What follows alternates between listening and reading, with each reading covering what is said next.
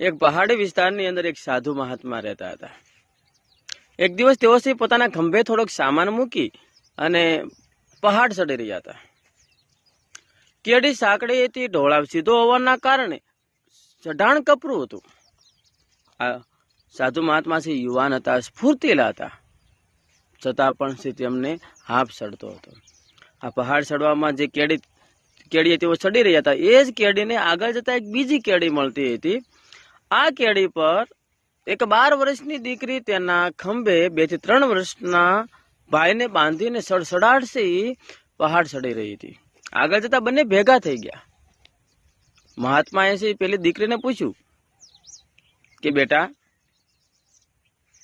તને થાક નથી લાગતો? તો કે ના, કેમ? તો પેલા મહાત્મા કહે છે કે તારા ખંભે પણ ભાર છે ને મારા ખંભે પણ ભાર છે, અને ખંભે ભાર હોય ને આવું કપરું ચઢાણ ચડવાનું હોય તો બટા થાક લાગે. તો પેલી દીકરી હસીને જવાબ આપે છે કે મહાત્મા, તમે માથે ભાર ઉપાડ્યો છે, મેં ભાર નથી ઉપાડ્યો, મેં મારા ભાઈને ઉપાડ્યો છે.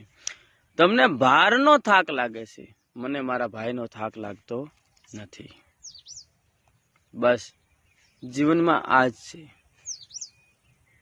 જ્યારે જિંદગીની અંદર તમે કોઈ પણ પ્રકારનું કામ કરો છો, એમાં તમને રસ હોય, એમાં તમને ભાવ જન્મે, ભાવનો ભાર ન હોય. ભાવ એટલે કે લાગણી, પ્રેમ, એ વસ્તુ પ્રત્યે એકાત્મકતા હોય, ત્યારે એ તમને છે એ કામ હોય કે વ્યક્તિ તમને આનંદ આપે, કંટાળો નહીં. અને જ્યારે છે જે વસ્તુ છે તમને કંટાળો આપતી હોય, જેને જે તમને બોરિંગ લાગતી હોય, એ તમને કંટાળો આપે, થાક લગાડે, એ તમને અંફાવે, અને આમાં આપણને સફળતા ન મળે. જિંદગીની અંદર સુખ હંમેશા ભાવથી આવે છે. કોઈ પણ કામની અંદર સફળતા હંમેશા છે એ ભાવથી મળે છે. એટલે કોઈ પણ કામમાં કે વ્યક્તિમાં જ્યારે આપણને ભાવ જન્મે ને, ત્યારે એ વ્યક્તિ પ્રત્યે આપણને પ્રીતિ જન્મે છે, અને એના કારણે છે આપણે ખૂબ સારી રીતે એ કામ પણ કરી શકતા હોય છે, અને એ વ્યક્તિ સાથે છે એ સારા એવા સંબંધો પણ વિકસાવી શકતા હોય છે. માટે જીવનમાં જરૂરી છે ભાવ હોવો જરૂરી છે, સ્નેહ હોવો જરૂરી છે, એકાત્મકતા હોવી જરૂરી છે. જય સિયારામ.